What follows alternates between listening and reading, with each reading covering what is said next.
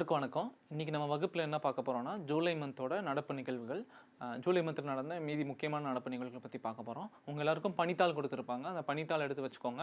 அந்த கேள்வியின் வரிசைப்படி தான் உங்களுக்கு இந்த வகுப்பு இருக்கும். இப்போ முதல் கேள்வி என்ன வாசிங்க. ஜூலை 2025 17வது பிரிக்ஸ் உச்சி மாநாடு எங்கு நடைபெற்றது அப்படின்னு கேட்டிருக்காங்க. நம்ம இந்த மாதிரி கேள்வி நிறைய பார்த்துருப்போம். இப்போ 17வது பிரிக்ஸ் சம்மிட் வந்து எந்த ஊரில் நடந்திருக்கு அப்படின்றது தான் கேள்வி. அதாவது பிரிக்ஸ் அப்படின்னு ஒரு அமைப்பு இருக்குது. அந்த அமைப்பு வந்துட்டு இந்த வருஷம் ஒரு மீட்டிங் நடத்திருக்காங்க. அந்த மீட்டிங் வந்து எந்த ஊரில் நடந்திருக்கு அப்படின்றதான் கேள்வி. இப்போ ஆப்ஷன்ஸில் என்னென்ன கொடுத்துருக்கு பாருங்கள். ஆப்ஷன் ஏ என்ன? புதுடெல்லி India, Moscow Russia, Rio de ஜெனீரியோ Brazil, Shanghai சைனான்னு கொடுத்துருக்காங்க. அதாவது எந்த நாட்டில் நடந்திருக்குன்னு தெரிஞ்சாலே நம்ம ஆன்சர் போட்டுடலாம். இங்கே பாருங்கள், சிட்டிஸ் நேம்லாம் இங்கே கொடுத்துருக்கு, இங்கே கண்ட்ரிஸ் நேம்லாம் கொடுத்துருக்கு. நம்ம என்ன ஏதாவது ஒரு கண்ட்ரி இதில் கண்டுபிடிச்சாலே நமக்கு ஆன்சர் கண்டுபிடிச்சிடலாம். இப்போ பிரிக்ஸ்னால் என்ன, அதோட 17வது மாநாடு எங்கே நடந்திருக்கு, அது சார்ந்த செய்தி தகவல் பார்ப்போம். இப்போ இந்த செய்தியை வாசிங்க. 17வது பிரிக்ஸ் உச்சி மாநாடு ஜூலை 6-7 அன்னைக்கு 2025 அன்று பிரேசிலின் எந்த நகரத்தில்? ரியோ டி ஜெனீரியோ அப்படின்ற ஒரு நகரத்தில் நடைபெற்றது அப்படின்னு சொல்லியிருக்காங்க. 17வது பிரிக்ஸ் சம்மிட் வந்துட்டு பிரேசிலில் இந்த ரியோ டி ஜெனீரியோன்ற ஒரு ஊரில் தான் நடந்திருக்கு அப்படின்னு சொல்கிறாங்க. இந்த உச்சி மாநாட்டின் நோக்கம் உலகளாவிய தெற்கு நாடுகளின் ஒத்துழைப்பை வலுப்படுத்தி நிலையான உலக மேலாண்மையை ஊக்குவித்தல் என்பதாகும் அப்படின்னு சொல்லியிருக்காங்க. ஸோ இந்த பிரிக்ஸ் மாநாடு வந்துட்டு எதுக்கு முக்கியமாக நடத்துனாங்கன்னா, சவுத்தில் இருக்கிற சில முக்கியமான கண்ட்ரிஸ், ஈக்குவேட்டர் லைன் பார்த்துருப்போம் தெரியுமா, அது கீழே இருக்கிற சில முக்கியமான கண்ட்ரிஸ்லாம் உலகத்தில் இருக்கிற பிரச்சனைகள்னாலும் சரி, சில முக்கிய விஷயங்கள் எடுக்கிறதுனாலும் சரி, இவங்களும் சேர்ந்து இருக்கணும் அப்படின்றது தான் இவங்களோட நோக்கம். இப்போது இந்த பிரிக்ஸ் மாநாடு வந்துட்டு பிரேசிலில் நடந்திருக்குன்னு சொல்லியிருக்காங்க. அந்த கேள்விக்கு பதில் இப்போ நம்ம இதில் சொல்லிடலாம். 17வது பிரிக்ஸ் உச்சி மாநாடு எங்கு நடைபெற்றது அப்படின்னு பார்த்தோன்னா ஆப்ஷன் சியில் பிரேசில்னு இருக்கா, ரியோ டி ஜெனீரியோ, இதான் ஆன்சர். இப்போ ஒரு சர்வதேச நிறுவனங்கள் பற்றி படிக்கும் போது அந்த நிறுவனம் எப்போ நிறுவனாங்க, அதுக்கப்புறம் அதில் யார் யார் மெம்பர்ஸ், எந்தெந்த நாடுகள் இருக்காங்க, அதோட முக்கியமான நோக்கம் என்ன அப்படின்றதெல்லாம் பார்ப்போம். இப்போ அந்த பிரிக்ஸ் சம்மந்தமாக என்ன தகவல் இருக்குன்னு பார்ப்போம். ஸோ இப்போ பிரிக்ஸ் எந்த வருஷத்தில் ஆரம்பித்தாங்க, யார் யார் இருந்தாங்க அப்படின்னு பார்க்கலாம். இப்போ இதை வாசிங்க. பிரிக்ஸ் முதலில் பிஆர்ஐசி ஆக 2006ஆம் ஆண்டில் G8 உச்சி மாநாட்டில் ரஷ்யா, இந்தியா, சீனா மற்றும் பிரேசில் ஆகிய நாடுகளின் தலைவர்கள் சந்தித்ததற்கு பின்னர் உருவாக்கப்பட்டது அப்படின்னு சொல்கிறாங்க. அதாவது ரஷ்யா, இந்தியா, சீனா மற்றும் பிரேசில் இந்த 4 கண்ட்ரிஸும் G8 உச்சி மாநாடு நடக்கும் போது ஒன்றா சேர்ந்து இந்த மாதிரி பிரிக்ஸ்னு ஒன்று நம்ம கொண்டு வரலாம் அப்படின்னு சொல்லியிருக்காங்க. எப்போ? 2006 பிஆர்ஐசி அப்படின்னு ஃபஸ்ட்டு கொண்டு வந்திருக்காங்க. அதுக்கப்புறம் இந்த குழு 2009 ரஷ்யாவில் நடைபெற்ற முதல் பிரிக் மாநாட்டில் தனது ஒத்துழைப்பை முறைப்படுத்தியதுன்னு சொல்லியிருக்காங்க. அப்போ எப்போ முறையாக இந்த நிறுவனம் ஃபார்ம் ஆச்சு அப்படின்னா 2009 ரஷ்யாவில் நடந்த முதல் மாநாட்டில் தான் இந்த பிரிக்ஸ்ன்றதை கொண்டு வந்திருக்காங்க. அப்போ இருந்தது வெறும் 4 கண்ட்ரிஸ் தான், பிஆர்ஐசி. அதாவது பிரேசில், ரஷ்யா, இந்தியா, சைனா, இந்த 4 கண்ட்ரிஸ் தான் ஃபஸ்ட்டு இந்த நிறுவனத்தை கொண்டு வந்தாங்க அப்படின்னு சொல்கிறாங்க. அதுக்கப்புறம் பிரிக்ஸில் கடைசியாக எஸ்ன்னு ஒன்று இருக்குல்ல, பிஆர்ஐசி எஸ்ன்னு ஒன்று வந்திருக்கா, இது வந்து சவுத் ஆஃப்ரிக்கா, தென்னாப்பிரிக்கா 2010ஆம் ஆண்டில் பிஆர்ஐசி அமைப்பில் இணைந்ததால் இவ்வமைப்பு பிரிக்ஸாக விரிவடைந்தது அப்படின்னு சொல்கிறாங்க. ஃபஸ்ட்டு பிஆர்ஐசின்னு இருந்திருக்கு, அப்புறம் தென்னாப்பிரிக்கா வந்துட்டு 2010ஆம் ஆண்டில் சேர்ந்தனால பிஆர்ஐசிஎஸ் பிரிக்ஸ்ன்னு மாறிடுச்சு. ஓகேவா? அடுத்து 2024 சில நாடுகள் சேர்ந்துருக்காங்க. எந்தெந்த நாடுகள் சேர்ந்துருக்காங்க பாருங்கள். எகிப்த், எத்தியோப்பியா, ஈரான் மற்றும் ஐக்கிய அரபு நாடுகள், அதாவது யுனைடெட் அரப் எமிரேட்ஸ்னு சொல்லுவாங்க. இந்த 4 கண்ட்ரிஸும் 2024 சேர்ந்துருக்காங்க. அதுக்கப்புறம் 2025 எந்த நாடு சேர்ந்துருக்கு? இந்தோனேஷியான்ற நாடு சேர்ந்துருக்கு. கரெக்டா? இப்போ மொத்தமாக ஆல்ரெடி பிரிக்ஸ்னு 5 கண்ட்ரிஸ் இருந்திருக்காங்க. 2024 4 கண்ட்ரி சேர்ந்துருக்காங்க. 4 கண்ட்ரி சேர்ந்துருக்காங்க. 2025 ஒரு கண்ட்ரி சேர்ந்துருக்காங்க. மொத்தமாக எத்தனை கண்ட்ரி? 10 கண்ட்ரிஸ் இருக்காங்க. இப்போ பிரிக்ஸ் அமைப்பில் எத்தனை கண்ட்ரிஸ் இருக்காங்க அப்படின்னு பார்ப்போம். இந்த பிரிக்ஸுக்கு என்னென்னு நமக்கு ஃபுல் ஃபார்ம் தெரியும். Brazil, Russia, India, China, south Africa. இதுக்கப்புறம் 2024 4 கண்ட்ரி சேர்ந்துருந்தாங்கன்னு சொல்லியிருந்தாங்க. கரெக்டாக? அவங்க யார் யார்? ஈஜிப்டு, எத்தியோப்பியா, ஈரான், அதுக்கப்புறம் யுனைடெட் அரப் எமிரேட்ஸ்.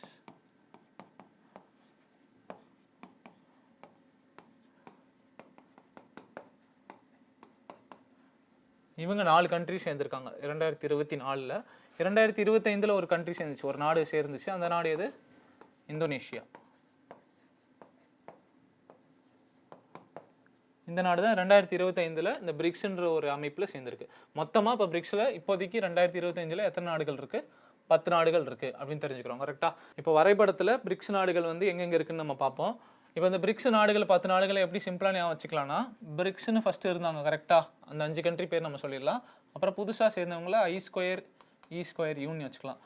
I2னா 2 I. அப்போ ஒன்றுத்துக்கு வந்து ஈரான்னு சொல்லிக்கலாம், இன்னொன்று வந்து இந்தோனேஷியான்னு சேர்ந்தாங்களே அவங்க. அப்புறம் E2ல ஈஜிப்ட் ஒன்று, இன்னொன்று எத்தியோப்பியா. ஓகேவா? யூக்கு வந்துட்டு UAE, யுனைடெட் அரப் எமிரேட்ஸ்னு ஒன்று சொன்னோமா. ஸோ இப்படி ஞாபகம் வச்சுக்கலாமா? BRICS I2 E2 யூன்ட்டு. இப்போ நம்ம இதே மாதிரி ஷாங்காய் ஒத்துழைப்பு அமைப்பு, அதுக்கப்புறம் G7 பற்றி படிச்சிருப்போம், G7 குரூப்பை பற்றி படிச்சிருப்போம். இவங்களுக்கும் நம்ம ஷார்ட் ஃபார்மாக என்னென்ன ஞாபகம் வச்சுக்கணும்னு சொல்லியிருந்தோம் தெரியுமா மெம்பர்ஸுக்கு. அதே மாதிரி இந்த பிரிக்ஸ் நிறுவனத்தில் வந்துட்டு 10 பேர் இருக்காங்க. அவங்களுக்கு ஷார்ட் ஃபார்மாக நம்ம இப்படி ஞாபகம் வச்சுக்கலாம் நிமோனிக்ஸில். இப்போ இந்த பிரிக்ஸ் முதல்ல இந்த Brazil, Russia, India, China, south Africa எங்கே இருக்குன்னு பார்ப்போம். நமக்கு வந்துட்டு பிரேசிலுங்கிறது எந்த கண்டத்தில் இருக்குன்னு முயற்சி செஞ்சு பாருங்கள். இது எந்தெந்த கண்டம்னு உங்களுக்கு எல்லாருக்கும் தெரியும். இது நார்த் அமெரிக்கான்னு சொல்லுவோம், இது சவுத் அமெரிக்கா, இது ஆஃப்ரிக்கா, யூரோப், இது வந்து ஏஷியா. இப்போ நம்ம இந்தியா எங்கே இருக்குன்னு தெரியும். கரெக்டாக? வரைபடத்தில் இங்கே தான் இந்தியா இருக்குன்னு நம்ம சொல்லிடுவோம். அடுத்து ஐ முடிஞ்சது. பிரேசில், ரஷ்யா எங்கே இருக்குது? பிரேசிலுங்கிறது சவுத் ஆஃப்ரிக்கா கண்டத்தில் இருக்குது, இங்கே தான் இருக்குது பிரேசில். அடுத்து ரஷ்யாங்கிறது யூரோப் ஆசியா கண்டத்தில் இங்கே இருக்குது.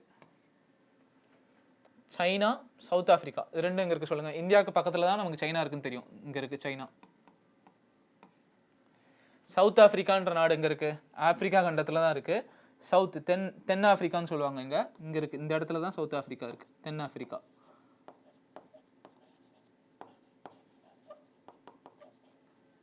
இப்போ 5 நாடுகள் வந்துட்டு வரைபடத்தில் எங்கே இருக்குன்னு சொல்லியிருக்கேன். மீதி இருக்கிற இப்போ ரீசெண்டாக 2024லையும் 2025லையும் சேர்ந்த நாடுகள் வந்து எங்கே இருக்குன்னு நீங்கள் வரைபடத்தில் நீங்களே முயற்சி செஞ்சு பாருங்கள். இன்டர்நெட்டில் தேடி பார்த்து இப்போ ஈரான்ங்கிறது எந்த இடத்துல இருக்குது, இந்தோனேஷியா, ஈஜிப்ட், எத்தியோப்பியா, UAEலாம் எந்தெந்த இடத்துல இருக்குது வரைபடத்தில் அப்படின்னு தெரிஞ்சு வச்சுக்கோங்க. அது தெரிஞ்சு வச்சுக்கிட்டோன்னா நமக்கு இன்னும் ஈஸியாக இருக்கும் இந்த பிரிக்ஸ் நாடுகள்லாம் யார் யார் அப்படின்ட்டு. இப்போ இந்த பிரிக்ஸ் உச்சி மாநாடு வந்துட்டு 2025 நடந்திருக்குன்னு நம்ம சொல்லியிருந்தாங்க. அது எங்கே நடந்துச்சுன்னா பிரேசிலில் நடந்துச்சு அப்படின்னு சொன்னாங்க. அப்புறம் அந்த பிரிக்ஸ் நாட்டில் எந்தெந்த மெம்பர்ஸ்லாம் இருக்காங்க, எந்தெந்த நாடுலாம் இருக்காங்கன்னு பார்த்தோம். அதுக்கப்புறம் எந்த வருஷம் நிறுவப்பட்டுச்சுன்னு பார்த்தோம். அப்புறம் இது எதுக்காக நிறுவப்பட்டுச்சுன்னா, இந்த ஈக்குவேட்டருக்கு கீழே இருக்கிற சில முக்கியமான நாடுகள் வந்து நாங்கள் உலக இதில் வந்துட்டு பங்களிப்பு கொடுக்கணும் அப்படின்றதுக்காண்டி இவங்க ஒரு நிறுவனம் கொண்டு வந்திருக்காங்க. அதுதான் இந்த பிரிக்ஸ் நிறுவனம் அப்படின்னு சொல்கிறாங்க. இப்போ இந்த நிறுவனத்தில் இருக்க சில நாடுகள்லாம் நம்ம சொன்னோம்ல, அந்த நாடுகளோட தலைநகரம்லாம் என்னன்னு தெரிஞ்சு வச்சுக்கணும். ஸோ இப்போ அது என்னன்னு பார்க்கலாம். இப்போ இந்த பிரிக்ஸ் நாடுகளோட தலைநகரம்லாம் என்ன அப்படின்னு இங்கே இருக்குது. இப்போ பாருங்கள், இந்த ஆர்டரில் தான் இருக்குது. BRICS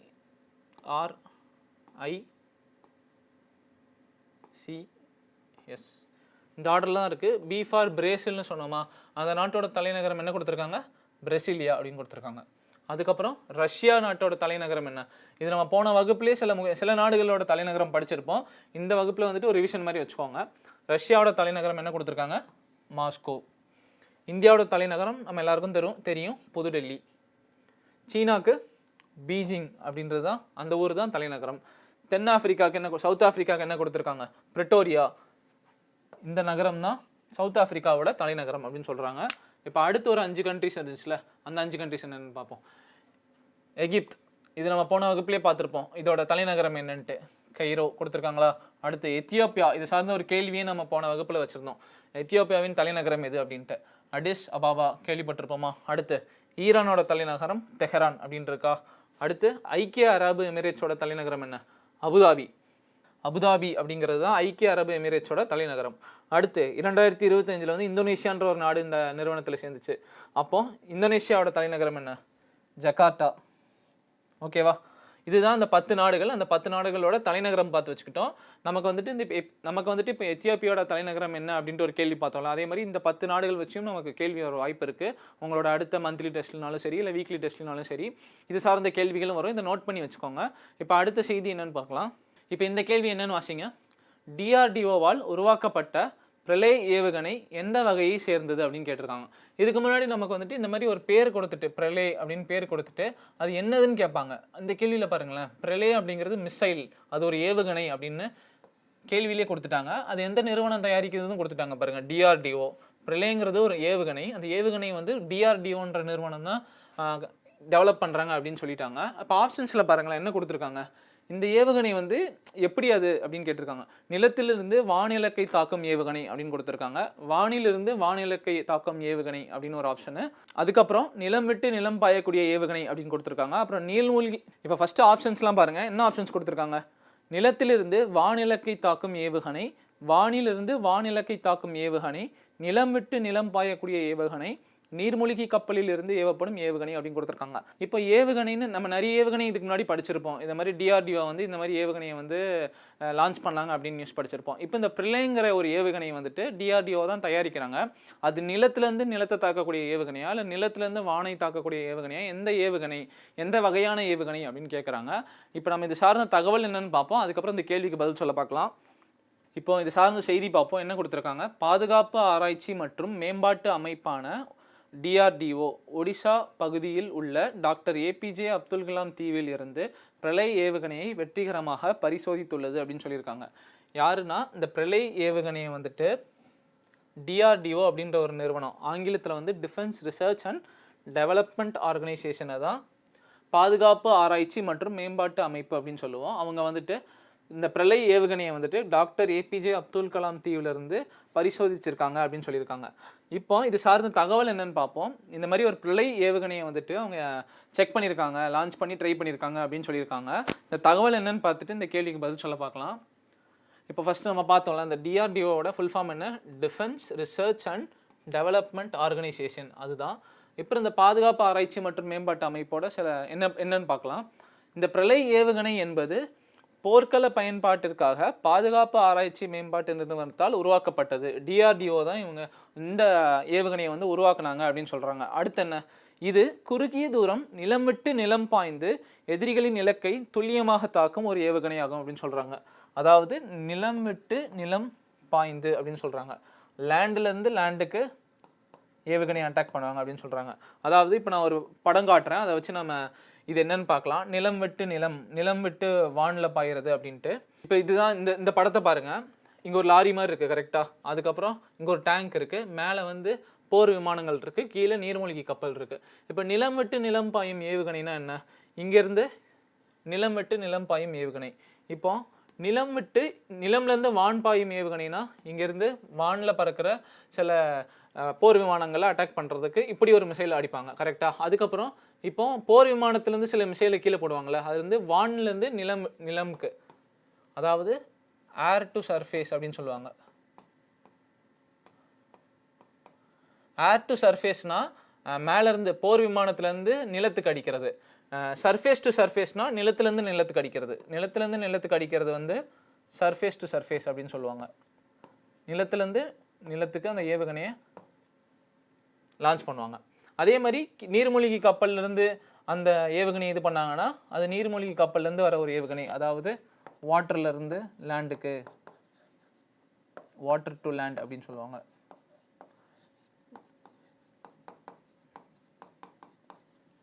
இப்போ இந்த ஏவுகணை வந்துட்டு என்ன சொல்லியிருக்காங்க, நிலம் விட்டு நிலம் பாய்ந்து எதிரிகளின் இலக்கை துல்லியமாக தாக்கும் ஏவுகணை அப்படின்னு சொல்லியிருக்காங்க. அப்போ இந்த கேள்விக்கு பதில் என்ன, பதில் சொல்லுங்க பார்ப்போம். DRDOவால் உருவாக்கப்பட்ட பிரளய் ஏவுகணை எந்த வகையை சேர்ந்தது அப்படின்னு கேட்டிருக்காங்க. நிலத்திலிருந்து வானிலக்கை தாக்கும் ஏவுகணை, வானிலக்கை அதாவது நிலத்திலிருந்து வானிலக்கை தாக்கும் ஏவுகணையான்னு சொல்கிறாங்க, கிடையாது. அடுத்து வானிலிருந்து வானிலக்கை தாக்கும் ஏவுகணையா அப்படின்னு சொல்கிறாங்க. வானிலிருந்து வானிலக்கை, போர் விமானத்திலேருந்து ஒரு போர் விமானத்தை தாக்க முடியும் அப்படின்னு சொல்கிறாங்க, முடியாது. நிலம் விட்டு நிலம் பாயக்கூடிய ஏவுகணையான்னு கேட்குறாங்க. எந்த ஆப்ஷன் வரும், ஆப்ஷன் சி, நிலம் விட்டு நிலம் பாயக்கூடிய ஏவுகணை தான் இந்த பிரளய் ஏவுகணை அப்படின்னு சொல்லியிருக்காங்க. ஸோ இப்போ ஒரு ஏவுகணைனா நமக்கு என்னன்னு தெரியணும்னு தெரியும் கரெக்டாக. இப்போ இந்த பிரளயங்கிறது ஒரு ஏவுகணை. அந்த ஏவுகணை வந்து நிலம் விட்டு நிலம் பாயக்கூடிய ஒரு ஏவுகணை. இதை எந்த நிறுவனம் தயாரிக்கிறாங்க அப்படின்னா DRDO, அதாவது இந்தியாவில் தான் இந்த ஏவுகணையை தயாரிக்கிறாங்க அப்படின்னு நம்ம தெரிஞ்சுக்கிட்டோம். இப்போ அடுத்த கேள்வி என்னன்னு பார்ப்போம். இப்போ இந்த கேள்வி என்ன வாசிங்க. ICGS அட்டல் என்றால் என்ன அப்படின்னு கேட்டிருக்காங்க. ஆப்ஷன்ஸில் பாருங்கள், நீர்மூழ்கி கப்பல், தாக்குதல் போர்க்கப்பல், விரைவு ரோந்து கப்பல், விமானம் தாங்கி கப்பல் அப்படின்னு சொல்லியிருக்காங்க. இந்த 4 ஆப்ஷனில் என்ன வருது நம்ம தகவல் பார்த்துட்டு இந்த கேள்விக்கு பதில் சொல்லலாம். ஸோ இப்போ இந்த செய்தி என்னன்னு பாருங்கள். இந்திய கடலோர காவல் படைக்காக கோவா கப்பல் கட்டும் நிறுவனமானது உள்நாட்டிலே வடிவமைக்கப்பட்ட 6வது விரைவு ரோந்து கப்பலான ICGS அட்டலை அறிமுகப்படுத்தியது அப்படின்னு சொல்லியிருக்காங்க.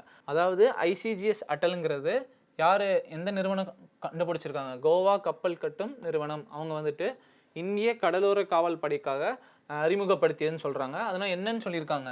ரோந்து கப்பல் அப்படின்னு சொல்லியிருக்காங்க. இப்போ அந்த கேள்விக்கு பதில் நம்ம சொல்லலாம் கரெக்டாக. ICGS அட்டல் என்றால் என்ன? நீர்மூழ்கி கப்பல், தாக்குதல் போர்க்கப்பல், விரைவு ரோந்து கப்பல், விமானம் தாங்கி கப்பல். இந்த கேள்விக்கு பதில் சொல்லுங்கள். அதாவது கோவா கப்பல் கட்டும் நிறுவனம் வந்துட்டு ஒரு ரோந்து கப்பல் ICGS அட்டல் அப்படின்ற ஒரு இதை வந்துட்டு நேவிக்காக கொடுத்துருக்காங்க அப்படின்னு சொல்லியிருக்காங்க. அப்போ இதுக்கு ஆன்சர் என்ன? விரைவு ரோந்து கப்பல் தான். இந்த ICGS அட்டலுங்கிறது விரைவு ரோந்து கப்பல் அப்படின்னு சொல்கிறாங்க. இப்போ இந்த கப்பலோட ஒரு காட்சி படத்தை காட்டுறேன் பாருங்கள். இதுதான் இந்த ICGS அட்டல். ICGS அட்டல் இதுதான் அந்த கப்பல், ரோந்து கப்பல். அதாவது ரோந்து செல்லுவாங்க அந்த நிலமோரத்தில் இருக்கிற இடத்துல. ஸோ இப்போ அடுத்த கேள்வி என்னன்னு பார்க்கலாம். இந்த கேள்வி பாருங்கள். கங்கை கொண்ட சோழபுரம் கோவிலை கட்டியவர் யார் அப்படின்னு கேட்டிருக்காங்க. அதுக்கு ஆப்ஷன்ஸில் என்னென்ன கொடுத்துருக்கு? முதலாம் ராஜராஜ சோழன், 2வது ஆப்ஷன் வந்து முதலாம் ராஜேந்திர சோழன், 3வது ஆப்ஷன் வந்து முதலாம் குலோத்துங்க சோழன், 4வது ஆப்ஷன் கொடுத்துருக்கு கரிகால சோழன் அப்படின்னு கொடுத்துருக்கு. நம்ம இது தெரிஞ்சுக்கணும்னா இது சார்ந்த செய்தி தகவல் என்னன்னு பார்க்கணும். நிறைய பேருக்கு இந்த கேள்விக்கு பதில் டைரெக்டாக தெரிஞ்சாலும் நீங்கள் சொல்லுங்கள், கங்கை கொண்ட சோழபுரம் கோவிலை வந்து கட்டிய மன்னர் யார் அப்படின்ட்டு. நம்ம இதை சார்ந்த தகவல் என்னன்னு பார்ப்போம். இந்த தகவல் வாசிங்க என்னன்ட்டு. ஆடி திருவாதிரை விழாவை ஒட்டி கங்கை கொண்ட சோழபுரம் கோவிலில் நடைபெற்ற பொது நிகழ்ச்சியில் இந்தியாவின் தலை சிறந்த பேரரசர்களில் ஒருவரான முதலாம் ராஜேந்திர சோழனை கௌரவிக்கும் வகையில் பிரதமர் மோடி அவர்கள் ஒரு நினைவு நாணயத்தை வெளியிட்டார் அப்படின்னு சொல்கிறாங்க. அதாவது இந்த ராஜேந்திர சோழர் இவருக்காண்டி ஒரு நினைவு நாணயத்தை வந்துட்டு நம்ம இந்திய நாட்டு பிரதமர் வந்துட்டு வெளியிட்டிருக்காரு அப்படின்ற செய்தி தான். அது வந்துட்டு இந்த கோவிலில் நடக்கிற ஒரு பொது நிகழ்ச்சியில் அப்போ தான் வெளியிட்டிருக்காங்க அப்படின்னு சொல்லியிருக்காங்க. இது சார்ந்த இன்னும் தகவல் பார்க்கலாம் என்னன்ட்டு. இப்போ இந்த ஆண்டின் ஆடி திருவாதிரை விழா தென்கிழக்கு ஆசியாவிற்கு படையெடுத்து சென்ற முதலாம் ராஜேந்திர சோழனின் புகழ்பெற்ற கடல் பயணத்தின் 1000 ஆண்டுகள் நிறைவடைந்ததை கொண்டாடும் விதமாக நடைபெறுகிறது அப்படின்னு சொல்லியிருக்காங்க. அதாவது ராஜேந்திர சோழன் அப்படின்ற ஒரு அரசர் வந்துட்டு 1000 ஆண்டுகள் ஆயிடுச்சு. எதனால்? புகழ்பெற்ற கடல் பயணம். அதாவது இந்த ராஜேந்திர சோழனின் புகழ்பெற்ற கடல் பயணத்தின் 1000 ஆண்டுகள் நிறைவடைந்ததுக்கு வந்துட்டு இந்த நாணயத்தை வந்துட்டு வெளியிட்டிருக்காங்க அப்படின்னு சொல்கிறாங்க. இந்த அரசர் வந்து 30 ஆண்டுகள், அதாவது கிபி 1014 முதல் 1044 வரை ஆட்சி செய்தார் அப்படின்னு சொல்கிறாங்க. யார்? ராஜேந்திர சோழன் அவர்கள். அதுக்கப்புறம் அடுத்து என்ன கொடுத்துருக்காங்க பாருங்கள். தனது படைகளை கங்கை நதி வரை படையெடுத்து சென்று வங்காளத்தின் பால ராஜ்யம், அதாவது பாலா டைனஸ்டி,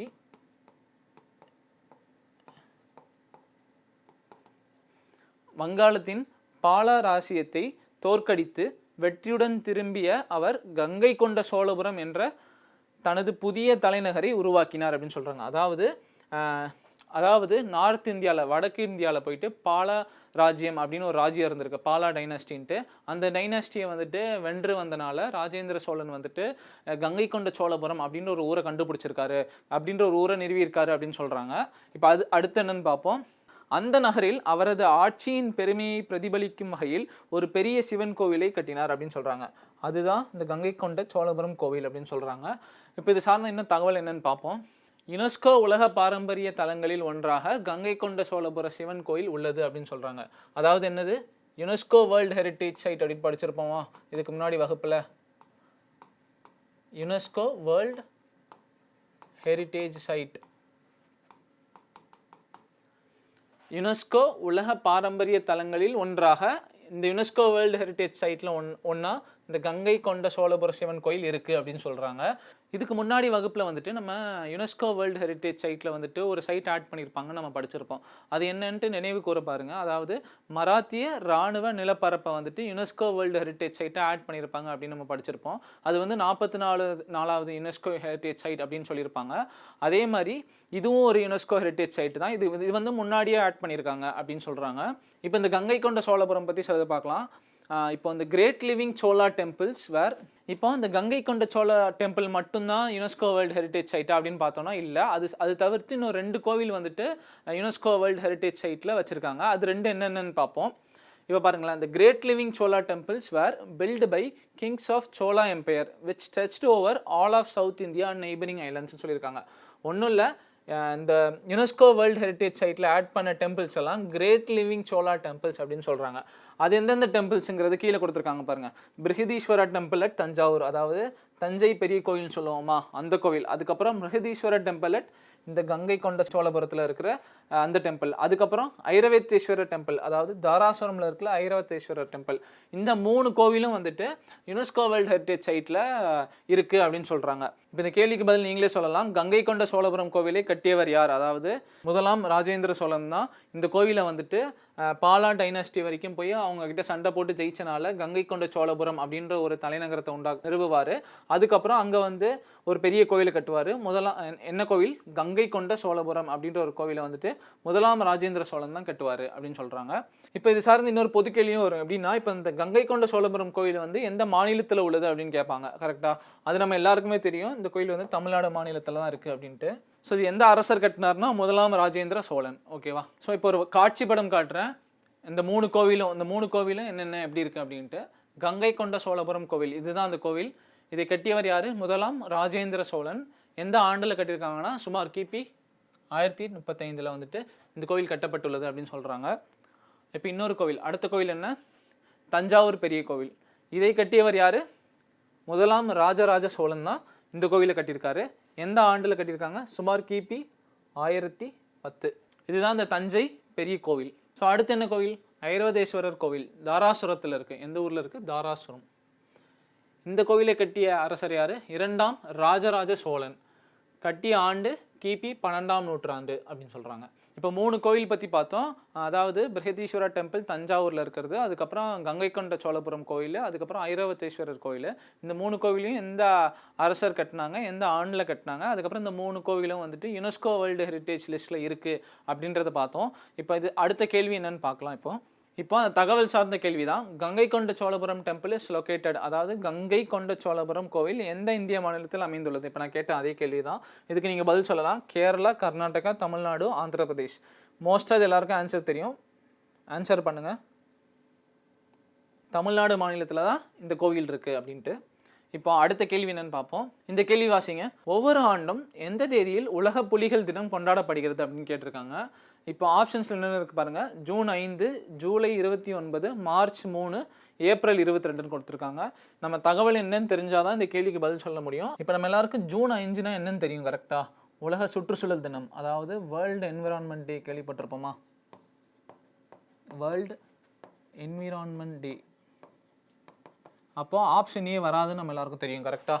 இந்த ஆப்ஷன் வராது. மீதி 3ல் என்ன இருக்குன்னு தான் நம்ம தெரிஞ்சுக்கணும். இப்போ தகவல் என்னன்னு பார்ப்போம். இந்த கேள்விக்கு பதில் சொல்லலாம். ஜூன் 5 வந்து வேர்ல்டு என்விரான்மெண்ட் டே, அதாவது உலக சுற்றுச்சூழல் தினம். அது வந்து ஜூன் 5. இது பல வாட்டி நம்ம வகுப்பில் பார்த்துருக்கோம், ஞாபகம் வச்சுக்கோங்க. இது வந்து சுற்றுச்சூழல் பாதுகாப்புக்கான விழிப்புணர்வு நடவடிக்கையை ஊக்குவிப்பதற்காக கொண்டாடப்படுகிறது அப்படின்னு சொல்கிறாங்க. அதுக்கப்புறம் ஜூலை 29 எதுக்குன்னு பாருங்கள். புலிகள் பாதுகாப்பிற்கான விழிப்புணர்வை ஏற்படுத்தவும் அவற்றின் வாழ்விடங்களை பாதுகாப்பதற்காக முயற்சிகளை ஊக்குவிக்கவும் உலக புலிகள் தினம் ஒவ்வொரு ஆண்டும் ஜூலை 29 அன்று உலக புலிகள் தினம் வந்துட்டு கொண்டாடப்படுகிறது. இப்போ எதுக்கு ஜூலை 29 வந்து புலிகள் தினம் கொண்டாடப்படுகிறது அப்படின்னா, அந்த புலிகளை பாதுகாக்கிறதுக்கும் அது சார்ந்த நிலங்களை பாதுகாக்கிறதுக்கும் தான் இந்த புலிகள் தினம், உலக புலிகள் தினம் அப்படின்றத ஒன்று கொண்டாடுறாங்க. இப்போ அடுத்து மார்ச் 3 கொடுத்துருந்தாங்களா ஆப்ஷனில்? அது என்னது? வனவிலங்குகள் மற்றும் தாவரங்கள் பற்றிய விழிப்புணர்வை ஏற்படுத்துவதற்காக உலக வனவிலங்கு தினம் கொண்டாடப்படுகிறது. எப்போ? மார்ச் 3 உலக வனவிலங்கு தினம் வந்துட்டு மார்ச் 3 அப்படின்னு சொல்கிறாங்க. அப்புறம் ஏப்ரல் 22ங்கிறது எதுக்கு? சுற்றுச்சூழல் பாதுகாப்புக்கான ஆதரவை வெளிப்படுத்துவதற்காக உலகளவில் பூமி தினம் கொண்டாடப்படுகிறது. அது எப்போ? ஏப்ரல் 22. இப்போ நமக்கு இந்த கேள்வியில் என்ன கேட்டிருக்காங்க, ஒவ்வொரு ஆண்டும் எந்த தேதியில் உலக புலிகள் தினம் கொண்டாடப்படுகிறது அப்படின்னு. இப்போ ஜூன் 5 வந்து வேர்ல்டு என்விரான்மெண்ட் டே அப்படின்னு பார்த்தோமா, இதுக்கு ஆன்சர் என்ன நீங்களே சொல்லலாம். ஜூலை 29 தான் உலக புலிகள் தினம் கொண்டாடப்படுகிறது அப்படின்னு சொல்கிறாங்க. இப்போ இந்த மார்ச் 3, 22 என்னன்னு பார்த்தோமா, அது என்னன்னு நீங்கள் எழுதி வச்சுக்கோங்க சைடில். இது வந்து எர்த் டே அப்படின்னு சொன்னாங்களா, ஏப்ரல் 22 வந்து எர்த் டே, அதாவது பூமி தினம் அப்படின்னு சொன்னாங்களா. அதுக்கப்புறம் மார்ச் 3 வந்து வேர்ல்டு வைல்ட் லைஃப் டே, உலக வனவிலங்கு தினம். ஸோ இதை எழுதி வச்சுக்கோங்க. இதுக்கப்புறம் ஏதாவது கேள்விகள் வந்துச்சுன்னா இந்த மாதிரி நமக்கு எலிமினேட் பண்ண ஈஸியாக இருக்கும். ஜூன் 5 நம்ம எலிமினேட் பண்ணலாம், அந்த மாதிரி இந்த ரெண்டையும் எலிமினேட் பண்ணிக்கலாம். இந்த தேதியில் வந்து இதுதான் வரும் அப்படின்ட்டு. ஸோ அப்போ இந்த கேள்விக்கு என்ன பதில்? உலக புலிகள் தினம் வந்துட்டு எந்த தேதியில் கொண்டாடப்படுகிறது?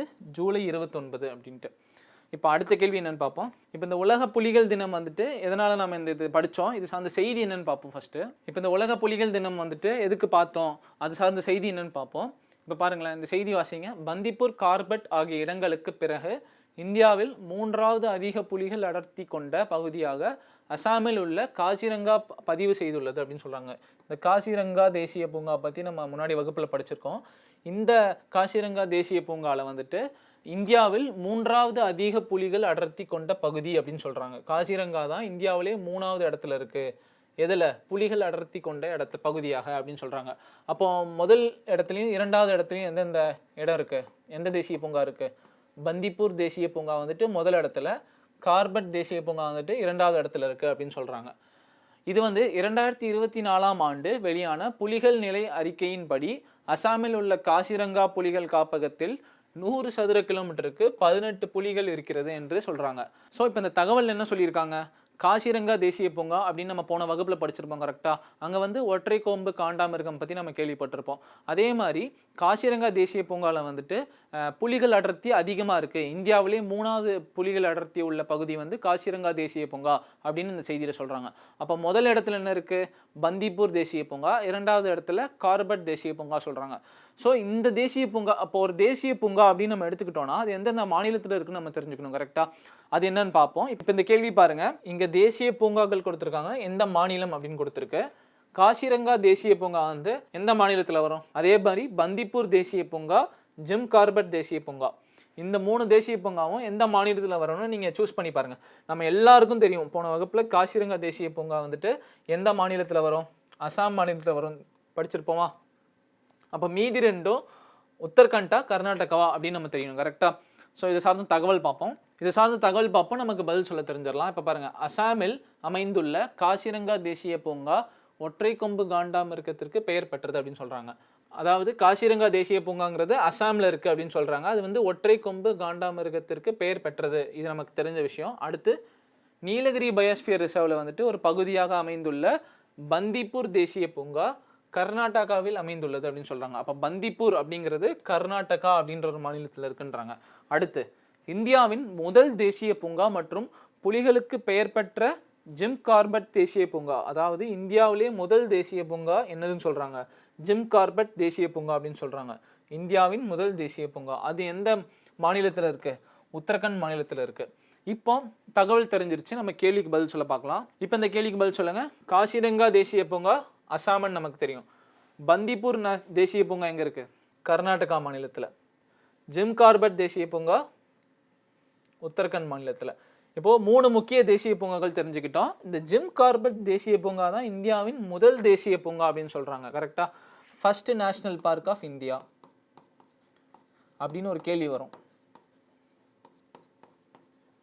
இப்போ ஃபர்ஸ்ட் நேஷனல் பார்க், ஃபர்ஸ்ட் தேசிய பூங்கா, இந்தியாவின் முதல் தேசிய பூங்கா அப்படின்னு கேட்டால் அதுக்கு பதில் என்ன சொல்லுவோம்? ஜிம் கார்பெட் தேசிய பூங்கா அப்படின்னு சொல்லுவோம் கரெக்டாக. இப்போ அடுத்த கேள்வி என்னன்னு பார்க்கறதுக்கு முன்னாடி இந்த ஜிம் கார்பெட் தேசிய பூங்கா, பந்திப்பூர் தேசிய பூங்கா, அதுக்கப்புறம் காசிரங்கா தேசிய பூங்கா வந்துட்டு இந்திய வரைபடத்தில் எங்கே இருக்குன்னு அப்படின்னு நம்ம நோட் பண்ணி பார்க்கலாம். இப்போ இதான் வட இந்தியாவோட வரைபடம். இதில் வந்து காசிரங்கா நேஷனல் பார்க், காசிரங்கா தேசிய பூங்கா எங்கே இருக்குன்னு முயற்சி செஞ்சு பாருங்கள். அசாமுங்கிறது இந்த இடத்துல தான் இருக்குன்னு நம்ம ஒரு வகுப்பில் படிச்சிருப்போம். இந்த மாநிலம் தான் அசாம் மாநிலம். இங்கே தான் காசிரங்கா நேஷனல் பார்க், காசிரங்கா தேசிய பூங்கா இருக்குது.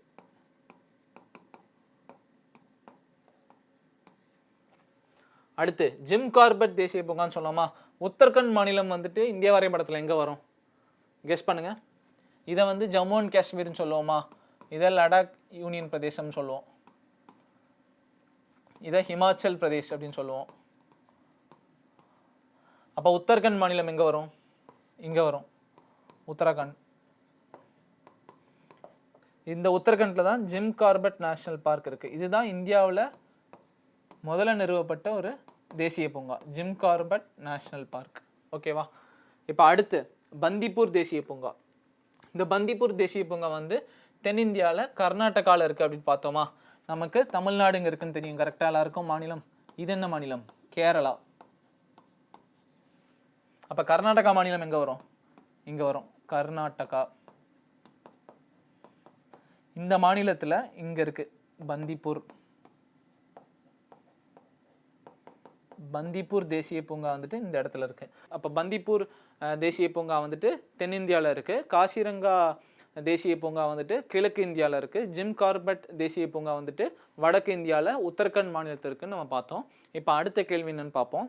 இப்போ இந்த கேள்வி என்னன்னு வாசிங்க.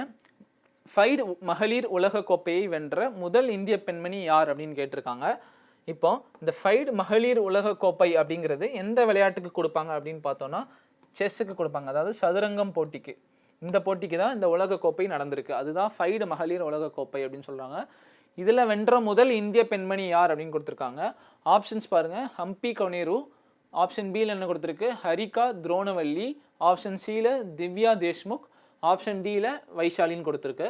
இது சார்ந்த தகவலும் செய்தியும் பார்க்கலாம். இந்த கேள்விக்கு பதில் சொல்லலாம். இந்த தகவல் வாசிங்க. ஜார்ஜியாவின் பதூமி நகரில், அதாவது ஜார்ஜியா அப்படின்ற ஒரு நாட்டில் பதூமி அப்படின்ற ஒரு இடத்துல நடைபெற்ற இறுதிப் போட்டியில் சக இந்திய வீராங்கனை கொனேரு ஹம்பியை தோற்கடித்து ஃபைடு சர்வதேச சதுரங்க கூட்டமைப்பு மகளிர் உலக கோப்பை பட்டத்தை வென்ற முதல் இந்திய பெண்மணி யார் அப்படின்னு கொடுத்துருக்காங்க. திவ்யா தேஷ்முக் அப்படின்னு சொல்கிறாங்க. அதாவது ஃபைடு விமென்ஸ் வேர்ல்ட் கப் டைட்டில் வந்துட்டு இன்டர்நேஷ்னல் செஸ் ஃபெடரேஷன் தான் நடத்துகிறாங்க. அதை வந்துட்டு ஃபஸ்ட்டு ஜெயிச்ச ஒரு இந்திய பெண்மணி யார் அப்படின்னு கேட்டதுக்கு திவ்யா தேஷ்முக் அப்படின்னு சொல்கிறாங்க. இப்போ அந்த கேள்விக்கு பதில் சொல்லலாம். ஃபைடு மகளிர் உலக கோப்பையை வென்ற முதல் இந்திய பெண்மணி யார் அப்படின்றதுக்கு ஆன்சர் என்ன வரும்? திவ்யா தேஷ்முக். இது மாதிரி விளையாட்டு செய்திகள் பார்க்கும்போது ஒரு போட்டின்னு எடுத்துக்கிட்டோன்னா அந்த போட்டியில் யார் ஜெயிச்சாங்கன்னு பார்க்கணும். அதுக்கப்புறம் அது எந்த ஊரில் நடந்துச்சுன்னு நமக்கு தெரியணும். இந்த மகளிர் செஸ் சாம்பியன்ஷிப் வந்துட்டு ஜார்ஜியா அப்படின்ற ஒரு நாட்டில் நடந்திருக்கு. இதில் வந்து இந்த வேர்ல்ட் கப்பில் ஜெயிச்சது யார் அப்படின்னு பார்த்தோன்னா திவ்யா தேஷ்முக்ன்றவங்க தான் ஜெயிச்சாங்க அப்படின்னு தெரிஞ்சது. இப்போ அடுத்த கேள்வி என்னன்னு பார்ப்போம். இந்த கேள்வி வாசிங்க. செபி என்பதன் விரிவாக்கம் என்ன அப்படின்னு கேட்டிருக்காங்க. அதாவது what is the full form of SEBI அப்படின்னு கேட்டிருக்காங்க. ஆப்ஷன்ஸ் பாருங்கள். இந்திய பங்குகள் மற்றும் பரிவர்த்தனை வாரியம், இந்திய பங்கு சந்தை பணியகம். ஆப்ஷன் சியில் பாருங்கள், இந்திய பத்திரங்கள் மற்றும் பொருளாதார வாரியம். ஆப்ஷன் டியில் இந்திய பங்கு மற்றும் பங்கு தொகை வாரியம் அப்படின்னு சொல்லியிருக்காங்க. இப்போ நமக்கு இந்த செபி அதோட விரிவாக்கம் என்னன்னு ஃபஸ்ட்டு தெரியறதுக்கு செபினா என்ன, எதுக்கு அந்த செபின்ற ஒரு நிறுவனம் இருக்குது அப்படின்னு தெரியணும். இப்போ நம்ம இந்த கேள்வி பார்த்தோம்ல, செபியோட விரிவாக்கம் என்ன அப்படின்னு ஒரு கேள்வி கேட்டிருக்காங்க. இதுக்கு வந்துட்டு நமக்கு செபினா ஃபஸ்ட்டு என்ன, அந்த நிறுவனம் எதுக்கு அப்படின்னு நம்ம தெரியணும் கரெக்டாக. இப்போ அதோட ஃபுல் ஃபார்ம் என்னன்னு ஃபஸ்ட்டு சொல்லிடுறேன். அதுக்கப்புறம் அந்த நிறுவனம் பற்றி நம்ம டீட்டெயில்டாக பார்ப்போம். செபி ஸ்டாண்ட்ஸ் ஃபார் என்ன கொடுத்துருக்கு? Securities and exchange board of India. அதாவது தமிழ் என்ன என்பதன் விரிவாக்கம் என்ன? இந்திய பங்குகள் மற்றும் பரிவர்த்தனை வாரியம் அப்படின்னு சொல்கிறாங்க. இந்திய பங்குகள் மற்றும் பரிவர்த்தனை வாரியம். இது வந்து என்னது? இது இந்திய பங்கு சந்தைக்கான ஒழுங்குமுறை ஆணையமாக எப்போ நிறுவப்பட்டது? 1992ஆம் ஆண்டு செபி சட்டத்தின் கீழ் நிறுவப்பட்டது அப்படின்னு சொல்கிறாங்க. இப்போ இந்த செபின்ற ஒரு நிறுவனம் வந்துட்டு ஒரு பங்கு சந்தையை வந்துட்டு ஒழுங்குமுறைப்படுத்துகிற ஒரு நிறுவனம் அப்படின்னு சொல்கிறாங்க. இது வந்து 1992 நிறுவப்பட்டதுன்னு சொல்கிறாங்க. எல்லாம் இருக்கட்டும், இந்த நிறுவனம் வந்து எதுக்கு அப்படின்னு நம்ம தெரிஞ்சுக்கணும் கரெக்டாக. இப்போ நமக்கு இங்கேயே கொடுத்துருக்காங்க, இந்திய பங்குகள் மற்றும் பரிவர்த்தனை வாரியம் அப்படின்னு சொல்கிறாங்க. இப்போ வந்துட்டு நமக்கு செய்தித்தாள்லையும் சரி நம்ம செய்திலையும் சரி நம்ம கேள்விப்பட்டிருப்போம், இந்த மாதிரி பங்கு சந்தையில் வந்துட்டு ஷேரோட விலை வந்துட்டு குறைஞ்சிருச்சு ஏறிடுச்சு அப்படின்னு சில நியூஸ் வரும். அந்த நியூஸ்லாம் பார்க்கும்போது நமக்கு அது என்னன்னே புரியாது ஃபஸ்ட்டு. இப்போ வந்துட்டு பங்குகள்னால் என்ன, அந்த பங்கு சந்தைனா என்னன்னு ஜென்ரலாக ஒன்று சொல்கிறேன், அதை கேட்டுக்கோங்க. ஸோ இப்போ ஒரு படம் காட்டுறேன், அந்த படத்தை வச்சு பார்க்கலாம் என்னன்ட்டு. இப்போ வந்துட்டு இந்த இடத்துல தான் செபி அப்படின்னு ஒன்று இருக்காங்கன்னு வச்சுக்கோங்களேன். செபிங்கிறது ஒரு இன்டர்மீடியேட்ரி அப்படிம்பாங்க. இது வந்து ஒரு நிறுவனம். இது வந்து நம்ம நார்மலாக இருக்கிற மக்கள் பீப்புள். இப்போ வந்துட்டு நான் ஒரு நிறுவனம் நடத்துகிறேன்னு வச்சுக்கோங்க. ஒரு சைக்கிள் நிறுவனம் நடத்துகிறேன். அதாவது மாதத்துக்கு வந்துட்டு ஒரு 10-20 சைக்கிள் தயாரிக்கிறேன் அப்படின்னு வச்சுக்கோங்களேன். இப்போ வந்துட்டு அதில் வந்து 100 சைக்கிள் மாதத்துக்கு நான் தயாரிக்கணும் அப்படின்னா எனக்கு வந்து நிறைய காசு தேவைப்படுது. அப்போ நான் என்ன பண்ணுவேன், இந்த செபின்ற ஒரு நிறுவனத்துக்கிட்ட போயிட்டு எனக்கு காசு தேவைப்படுது, இதை வந்து ஒரு பங்காக பிரித்து வச்சுருங்க. ஒரு பேப்பரில் வந்துட்டு ஒரு பங்குக்கு வந்துட்டு 10 ரூபா, ஒரு பங்குக்கு 100 ரூபா, அந்த மாதிரி பிரித்து வச்சுக்கோங்க. இதை வந்துட்டு வெளியில் மக்களுக்கு கொடுத்தீங்கன்னா அப்புறம் மக்களாகி இன்னொரு சைடில் என்ன இருக்கும், மக்கள் இருப்பாங்க. அந்த மக்கள் வந்து இந்த பங்கை வந்து 100 ரூபா கொடுத்து வாங்குவாங்க. அதே மாதிரி ஒரு 10 பங்கு கொடுத்து வாங்கினாங்கன்னா என்கிட்ட ஒரு 1000 ரூபா வந்துடும். கரெக்டாக? அப்போ மக்கள்கிட்ட பங்கு கொடுத்துருவாங்க, அவங்க எனக்கு வந்துட்டு காசு கொடுத்துருவாங்க. அப்போ இப்போ இது வரைக்கும் என்ன நடந்திருக்கு, நான் வந்துட்டு எனக்கு காசு வேணும் அப்படின்ட்டு நான் செபிக்கிட்ட போய் நின்றுருக்கேன். அதுக்கப்புறம் மக்கள் வந்துட்டு அந்த பங்கை வாங்கி ஒரு 1000 ரூபா திரட்டி என்கிட்ட கொடுத்துருக்காங்க. இந்த 1000 ரூபாயை வச்சு நான் கொஞ்சம் சைக்கிள் தயாரிப்பேன். அதனால அந்த பங்கு விலை வந்துட்டு ஏறும். இந்த மாதிரி இப்போ நான் சைக்கிள் அதிகமாக தயாரிச்சுன்னா நான் அதிகமாக விற்பேன். அதுலேருந்து வர ப்ராஃபிட்டை நான் யாருக்கு கொடுப்பேன், இந்த பங்கு எனக்கு வாங்கியிருப்பாங்களே அவங்களுக்கு தான் நான் கொடுப்பேன். அப்போ அதே மாதிரி நான் நிறைய பங்கை வந்துட்டு விற்றேன்னா எனக்கு நிறைய காசு கிடைக்கும். நிறைய காசு கிடைச்சதுன்னா நான் நிறைய சைக்கிளை உற்பத்தி பண்ணுவேன். கரெக்டாக? அப்போ எனக்கு காசு வேணும்னா ஒன்று நான் பேங்க்கில் போய் கடன் வாங்குவேன், இல்லைனா நான் இன்னொரு விஷயம் என்ன பண்ணுவேன், இந்த மாதிரி செபின்ற ஒரு நிறுவனத்துக்கிட்ட போயிட்டு எனக்கு இந்த மாதிரி இதை பங்காக பிரித்து கொடுத்துருங்க, இது ஒரு டாக்குமெண்ட்டாக எழுதி ஒரு பங்கு வந்து 100 ரூபா இல்லைனா ஒரு பங்கு 1000 ரூபா எவ்வளோ நான் நிர்ணயிக்கிறனோ அது எவ்வளோ செபின்ற அந்த நிறுவனம் நிர்ணயிக்குதோ அந்த நிறுவனம் வந்துட்டு இந்த மாதிரி கொடுத்துருவாங்க. செபியில் வந்துட்டு இந்த மாதிரி சொல்லுவாங்க, இந்த மாதிரி 100 பங்கு இருக்குது, ஒரு பங்கோட விலை வந்துட்டு 100 ரூபா 1000 ரூபா அப்படின்னு சொல்லுவாங்க. இதை வந்து மக்கள் வாங்குவாங்க. நம்மலாம் மீதி மக்கள்லாம் இருப்பீங்களா, சரி இந்த நிறுவனம் வந்துட்டு 20 சைக்கிள் தயாரிக்கிறாங்க, அவங்க 100 சைக்கிள் தயாரிக்கிறதுக்கு காசு கேட்குறாங்க அப்படின்ட்டு என் சைட்லேருந்து எனக்கு காசு கிடச்சிரும். உங்கள் சைட்லேருந்து அப்போ என்ன இருக்கும், நீங்கள் ஒரு 1000 ரூபா கொடுத்து அந்த பங்கை வாங்கும் போது நான் அந்த சைக்கிள் தயாரித்து ப்ராஃபிட் வந்துச்சுன்னா உங்களுக்கு வந்துட்டு அதில் ஏர்ன் பண்ணிக்கலாம். அந்த 1000 ரூபாய்க்கு நான் இன்ட்ரெஸ்ட் கொடுப்பேன், வட்டி கொடுப்பேன். கரெக்டாக? 1500 ரூபா நீங்கள் சம்பாதிக்கலாம். அது வந்துட்டு எக்கனாமியை பொறுத்து. கரெக்டாக? இதுதான் அந்த செபின்ற நிறுவனம் பண்ணும். என்ன பண்ணுன்னா, நான் ஒரு நிறுவனம் எனக்கு காசு தேவைப்படுதுன்னு பங்குகள் கொடுப்பேன், அந்த பங்கை வந்துட்டு இந்தந்த விலைக்கு வந்துட்டு விற்பேன். ஸோ நீங்கள் ஒரு பங்கு ஒரு விலை இருக்கும், அதை வச்சு நான் இன்னும் கொஞ்சம் என் நிறுவனத்தை இன்னும் முன்னேற்றிப்பேன். ஸோ இதுதான் செபியோட முக்கியமானது. இப்போ இந்த வரைபடத்திலே பாருங்கள், ஒரு நிறுவனம் வந்துட்டு எனக்கு காசு வேணும் அப்படின்னு சொல்லிட்டு செபி கிட்ட வந்து கொடுப்பாங்க. அப்போ மக்களாகி என்ன பண்ணுவாங்க, அந்த பங்கை வாங்குவாங்க. இப்போ இதுக்கப்புறம் நீங்கள் செய்திகள் பார்க்கும்போது இந்த பங்கோட விலை ஏறிடுச்சு, இந்த நிறுவனத்தில் இந்த பங்கோட விலை ஏறிடுச்சுன்னா என்னன்னு நீங்கள் புரிஞ்சுக்கலாம் சிம்பிளாக. அந்த நிறுவனம் வந்துட்டு இந்த மாதிரி காசு வாங்குறதுக்கு ஒரு பங்கு வந்துட்டு செபியில் கொடுத்துருக்காங்க அப்படின்னு சொல்லுவாங்க. அப்போ அதோட விலை ஏறிடுச்சுன்னா அவங்க வந்துட்டு அந்த நிறுவனம் மேலே போயிட்டுருக்குன்னு அர்த்தம். கரெக்டாக? அதோட விலை இறங்கிடுச்சுன்னா அந்த பங்கை யாரும் வாங்கலைன்னு அர்த்தம். அப்போ வாங்கலைன்னா அவங்க வந்துட்டு ப்ராஃபிட் மேக் பண்ணலை அந்த கம்பெனி அப்படின்றது தான் அர்த்தம். இப்போ இந்த கேள்வி என்ன கொடுத்துருந்துச்சு, செபி என்பதன் விரிவாக்கம் என்னன்னு கேட்டிருக்காங்க. இப்போ இந்த கேள்விக்கு பதில் வந்துட்டு securities and exchange board of India, அதுதான் பதில். இந்திய பங்குகள் மற்றும் பரிவர்த்தனை வாரியம் அப்படின்னு சொல்கிறாங்க. இதுதான் இதுக்கான பதில். இப்போ நம்ம எல்லாருக்கும் செபினா என்னன்னு தெரிஞ்சிருக்கோம், அதோட ஃபுல் ஃபார்ம் என்னன்னு பார்த்தோம். அதுக்கப்புறம் இந்த செபியோட தலைமையகம் எங்கே இருக்குது அப்படின்னு நம்ம பார்க்கணும். இந்திய பங்குகள் மற்றும் பரிவர்த்தனை வாரியத்தின் தலைமையகம் எங்கே இருக்குது, மகாராஷ்டிரா மாநிலத்தில் மும்பையில் உள்ளது அப்படின்னு சொல்கிறாங்க. ஸோ இந்தியாவிலே வந்துட்டு இந்த மாதிரி பங்கு சந்தைக்குன்னு ஒரு ரெகுலேட்டரி பாடி இருக்குன்னா அது இந்த செபின்ற ஒரு ரெகுலேட்டரி பாடி தான். இது வந்து இதோட ஹெட் குவார்ட்டர்ஸ் எங்கே இருக்குது, மும்பை அப்படின்ற ஒரு சிட்டியில், மகாராஷ்டிரா அப்படின்ற ஒரு மாநிலத்தில் இருக்குது. இப்போ இது சார்ந்த தகவல் என்னன்னு பார்ப்போம். இந்திய பங்குகள் மற்றும் பரிவர்த்தனை வாரியம் பற்றி, இது நிறுவனங்கள் வளர்ச்சிக்காக பணத்தை திரட்ட உதவுகிறது. முதல் பாயிண்ட் என்ன சொல்லியிருக்காங்க, முதல் பாயிண்ட் என்ன சொல்லியிருக்காங்க, நிறுவனத்தின் வளர்ச்சிக்காக பணத்தை திரட்ட உதவுகிறது. அதாவது நான் ஒரு நிறுவனம் வச்சிருந்தேன்னா எனக்கு பணம் தேவைப்படுதுன்னா திரட்டுறதுக்கு யூஸ் ஆகுது அப்படின்னு சொல்லியிருக்காங்க. இது இந்த இந்திய பங்குகள் மற்றும் பரிவர்த்தனை வாரியம். அதுக்கப்புறம் இது மக்களுக்கு முதலீடு செய்து அதிக வருமானம் ஈட்டும் வாய்ப்பை அளிக்கிறது அப்படின்னு சொல்கிறாங்க. இப்போ எனக்கு காசு வேணும்னு நான் பங்கு கொடுத்துருக்கேன், அதை வந்து மக்களாகிய நீங்கள் வந்துட்டு காசு வாங்கி அதில் ப்ராஃபிட் மேக் பண்ணிப்பீங்க. கரெக்டாக? அதுக்கும் இந்த நிறுவனம் உதவுகிறது. அதாவது இது மக்களுக்கு முதலீடு செய்து அதிக வருமானம் ஈட்டும் வாய்ப்பை அளிக்கிறது அப்படின்னு சொல்கிறாங்க. அதுக்கப்புறம் இந்தியாவின் பங்கு சந்தைக்கு நடுவரை போல செயல்படுகிறது அப்படின்னு சொல்கிறாங்க. இப்போ வந்து நான் வந்துட்டு ஒரு கம்பெனி, நான் வந்துட்டு அந்த பங்கை விற்கிறேன், அதே மாதிரி மக்கள் வந்து அந்த பங்கை வாங்குறாங்க. இதுக்கு வந்து நடுவில் ஒரு அம்பையர் மாதிரி யாராவது வேணும், அதுதான் செபி அப்படின்னு சொல்கிறாங்க. கரெக்டாக இந்த பாயிண்ட்ல அடுத்து என்ன சொல்லியிருக்காங்க, பங்கு சந்தையில் நிறுவனங்கள் மற்றும் முதலீட்டாளர்கள் விதிகளை பின்பற்றுகிறார்களா என்பது செபி உறுதி செய்கிறது அப்படின்னு சொல்கிறாங்க. அதே மாதிரி இந்த பங்கு சந்தைக்குன்னு ஒரு சில ரூல்ஸ் எல்லாம் வச்சுருப்பாங்க. அந்த ரூல்ஸ் எல்லாம் கரெக்டாக இந்த கம்பெனி நான் வச்சுருக்க கம்பெனி ஃபாலோ பண்ணுது, அந்த மக்கள் வந்துட்டு அந்த பங்கு வாங்குறவங்க வந்துட்டு ஃபாலோ பண்ணுறாங்களா அப்படின்னு பார்க்குறது தான் அந்த செபியோட வேலை அப்படின்னு சொல்கிறாங்க. அப்போ இனிமேல் செபி அப்படின்னு தெரிஞ்சதுன்னு நியூஸில் வந்துச்சுன்னா உங்களுக்கு என்ன தெரியணும், ஒரு கம்பெனி வந்துட்டு அவங்களுக்கு காசு தேவைப்படுதுன்னு கேட்குறாங்க, அதே மாதிரி ஒரு மக்கள் வந்துட்டு அந்த பங்கை வாங்கி அந்த காசை வந்துட்டு கம்பெனிக்கு கொடுக்குறாங்க, இதுதான் நடக்குது அப்படின்னு நமக்கு ஒரு ஜென்ரலாக தெரிஞ்சுக்கலாம். போக போக இது பற்றி டீட்டெயிலாக என்னன்னு நம்ம தெரிஞ்சுக்கலாம். இப்போ அடுத்த கேள்வி என்னன்னு பார்ப்போம். இந்த கேள்வி பாருங்களேன், இதுவும் அந்த விரிவாக்கம் கேள்வி மாதிரி தான். எல்ஐசியின் விரிவாக்கம் என்ன அப்படின்னு கேட்டிருக்காங்க. What is the full form of LIC? இது நம்ம எல்லாருக்கும் தெரிஞ்சிருக்கோம். இதோட ஆப்ஷன்ஸ் என்னன்னு பாருங்கள். கடன் மற்றும் முதலீட்டு கழகம், இல்லைனா சட்ட காப்பீட்டு கவுன்சில். அடுத்த ஆப்ஷன் பாருங்கள் ஆயுள் காப்பீட்டு கழகம். அடுத்த ஆப்ஷன் பாருங்கள் ஆயுள் முதலீட்டு நிறுவனம் அப்படின்னு கொடுத்துருக்காங்க. ஆங்கிலத்தில் பார்த்தோன்னா loan and investment corporation, legal insurance council, இல்லைனா லைஃப் இன்சூரன்ஸ் கார்பரேஷன் கொடுத்துருக்காங்க, இல்லை லைஃப் இன்வெஸ்ட்மெண்ட் கம்பெனி அப்படின்னு கொடுத்துருக்காங்க. இப்போ இது சார்ந்த தகவல் என்னன்னு பார்ப்போம், அதுக்கப்புறம் இதுக்கு பதில் சொல்ல பார்க்கலாம். இப்போ பாருங்கள், எல்ஐசி என்பது இந்திய அரசாங்கத்திற்கு சொந்தமான ஆயுள் காப்பீட்டு நிறுவனம் ஆகும் அப்படின்னு சொல்கிறாங்க. என்னது? ஆயுள் காப்பீட்டு நிறுவனம் ஆகும் எல்ஐசிங்கிறது. ஆங்கிலத்தில் பார்த்தீங்கன்னா life insurance corporation of India அப்படின்னு சொல்லுவாங்க. ஓகேவா? இது வந்து இந்திய அரசாங்கத்துக்கு சொந்தமான ஒரு நிறுவனம் அப்படின்னு சொல்கிறாங்க. இது எப்போ? இது 1956ஆம் ஆண்டு நிறுவப்பட்ட நாட்டின் மிகப்பெரிய ஆயுள் காப்பீட்டு நிறுவனம் அப்படின்னு சொல்கிறாங்க. அதாவது நாட்டின் மிகப்பெரிய ஆயுள் காப்பீட்டு நிறுவனம் 1956 நிறுவனாங்க அப்படின்னு சொல்கிறாங்க. இந்த எல்ஐசியின் தலைமையகம் எங்கே இருக்குது? இதுவும் மகாராஷ்டிரா அப்படின்ற ஒரு மாநிலத்தில் மும்பை அப்படின்ற ஒரு சிட்டியில் தான் அமைந்திருக்கு அப்படின்னு சொல்கிறாங்க. இப்போ இந்த கேள்விக்கு பதில் என்ன வரும்?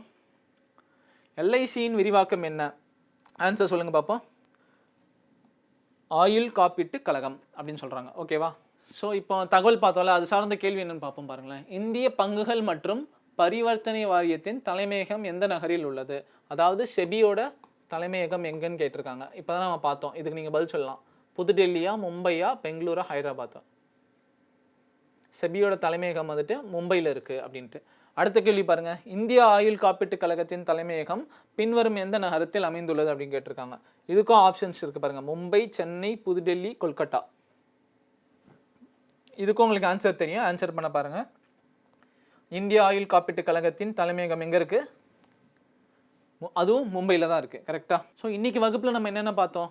பிரிக்ஸ் மாநாடு நடந்துச்சு அப்படின்னு சொன்னோம். அப்போ அந்த பிரிக்ஸ் நிறுவனம்னா சர்வதேச நிறுவனங்கிறது என்ன, எப்போ நிறுவப்பட்டுச்சு, எந்தெந்த நாடுகள் இருக்குது அப்படின்னு பார்த்தோம். அடுத்து என்ன பார்த்தோம்? பிரளய மிசைல்னா என்னென்னு பார்த்தோம். பிரளய ஏவுகணை. அந்த ஏவுகணை வந்து நிலம் விட்டு நிலம் பாயக்கூடிய ஏவுகணைன்னு பார்த்தோம். அதுக்கடுத்து கங்கை கொண்ட சோழபுரம் கோவிலை பற்றி பார்த்தோம். அதை யார் கட்டினாங்க, என்ன விஷயன்றதை பார்த்தோம். அதுக்கப்புறம் செபினா என்னன்னு தெரிஞ்சுக்கிட்டோம் இன்றைக்கி நம்ம. கரெக்டாக? அதுக்கப்புறம் எல்ஐசி அப்படின்ற ஒரு நிறுவனம் பற்றி தெரிஞ்சுக்கிட்டோம். அதாவது இந்திய ஆயுள் காப்பீட்டு கழகம், அதை பற்றி தெரிஞ்சுக்கிட்டோம். அதுக்கப்புறம் அதோட ஹெட் குவார்ட்டர்ஸ் தலைமையகம் எங்கே இருக்குது அப்படின்றத தெரிஞ்சுக்கிட்டோம். ஸோ இதெல்லாம் நம்ம பார்த்துருந்தோம். அதுக்கப்புறம் உங்கள் பணித்தாளில் வந்து சில கேள்விகள் இன்னும் கொஞ்சம் கொடுத்துருப்போம். அந்த கேள்விகளை வந்துட்டு வகுப்பில் இருக்க மீதி நேரத்தில் வந்து நீங்கள் சால்வ் பண்ணி பாருங்கள். அடுத்த வகுப்பில் நம்ம அடுத்த மாதத்தோட நடப்பு நிகழ்வோட பார்ப்போம். நன்றி.